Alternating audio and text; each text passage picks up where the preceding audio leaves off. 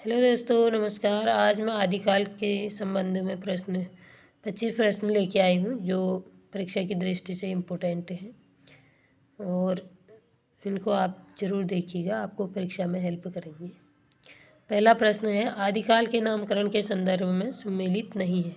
सिद्ध सामंत काल राहुल शंकरतैन, प्राचीन काल शंभुनाथ सिंह, आविर्भाव काल शैलेश जैदी, बीजोपन काल डॉक्टर रामकुमार वर्मा। तो ये सही आंसर है। बीजोपन काल किसका है? महावीर प्रसाद द्विवेदी का। आदिकाल को वीरकाल कहने वाले आलोचक हैं। तो ये है डॉक्टर धीरेन्द्र वर्मा या विश्वनाथ प्रसाद मिश्र या मोहन अवस्थी, वासुदेव सिंह। तो ये है, कौन है? विश्वनाथ प्रसाद मिश्र। पुष्प या पुण्य को हिंदी का प्रथम कवि मानने वाले आलोचक हैं राहुल शंकरतैन, हजारी प्रसाद द्विवेदी, गणपति चंद्र गुप्त या शिव सिंह सेंगर। कौन है? शिव सिंह सेंगर। आदिकाल को अत्यधिक व्याघातों और विरोधों का युग कहने वाले आलोचक हैं आचार्य रामचंद्र शुक्ल, हजारी प्रसाद द्विवेदी या डॉक्टर नगेंद्र, डॉक्टर रामकुमार वर्मा। तो कौन है? हजारी प्रसाद द्विवेदी। निम्नलिखित में से सुमेलित नहीं है। कुमार रासो, नरहर सिंह भाट, विशलदेव रासो, नरपति नाल, बुद्धि रासो जलहड़ या परमाल रासो जगनिक। तो ये है कुमार रासो किसका है? दलपति विजय की है। रासो साहित्य के संदर्भ में असत्य कथन है। अधिकांश रचनाएं अप्रमाणिक हैं। इनमें डिंगल व पिंगल शैलियों का प्रयोग हुआ है। इनमें युद्ध व प्रेम का वर्णन अधिक है। इन रचनाओं में उस समय के सामंती जीवन की संपूर्ण झलक मिलती है। तो ये सही आंसर है। अधिकांश रचनाएं अप्रमाणिक हैं, बल्कि अप्रमाणिक नहीं है, क्या है वो? अर्ध प्रमाणिक है। और फिर है 7वां क्वेश्चन है, निम्नलिखित में से किस साहित्य को शुक्ल जी ने मूल साहित्य न मानकर सांप्रदायिक शिक्षा मात्र कहा है?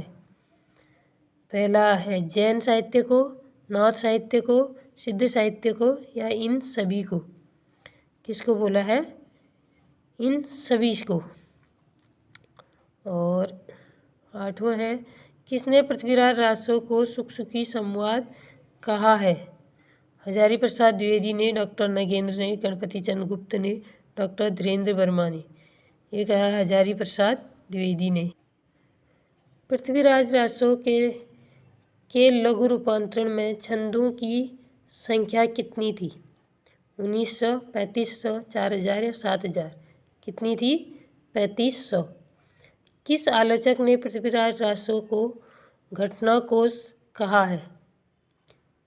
घटनाकोश किसने कहा है? डॉक्टर नगेंद्र ने, डॉक्टर रामकुमार वर्मा ने, मोहन अवस्थी ने, रामचंद्र शुक्ल ने। ये कहा है, किसने कहा है? डॉक्टर नगेंद्र ने।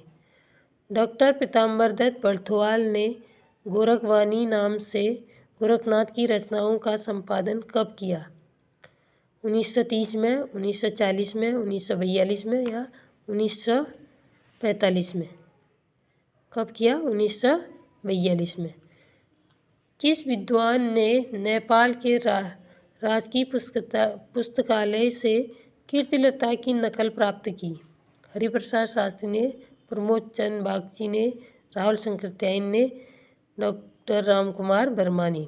तो किसने की? इसका सही आंसर है हरिप्रसाद शास्त्री ने।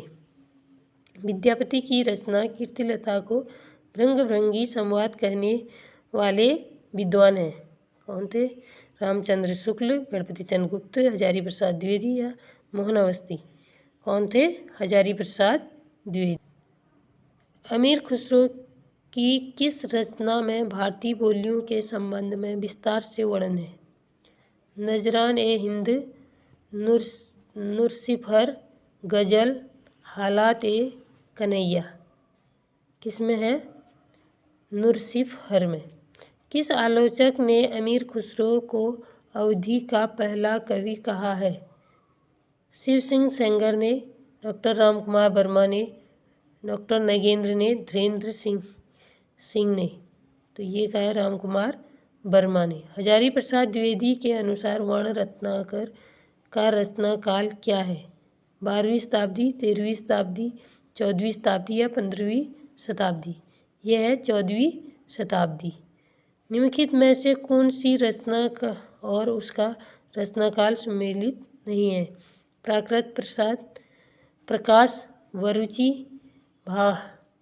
भावना संधि प्रकरण, जयदेव मुनि, दोहा पहाड़, महचंद मुनि, धम्म परीक्षा, हरिप्रसाद सूरी। तो कौन सा है? धम्म परीक्षा किसकी रचना है? हरिसेन सूरी की है, न कि हरिभद्र सूरी की। और स्वयंभू का समय है 9वीं शताब्दी, 8वीं शताब्दी, 10वीं शताब्दी या 12वीं शताब्दी? तो स्वयंभू का समय कब था? 8वीं शताब्दी। और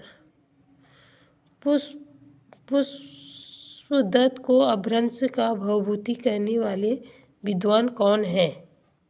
इसको पुष्पदत्त को अपभ्रंश का भवभूति कहने वाले विद्वान कौन है?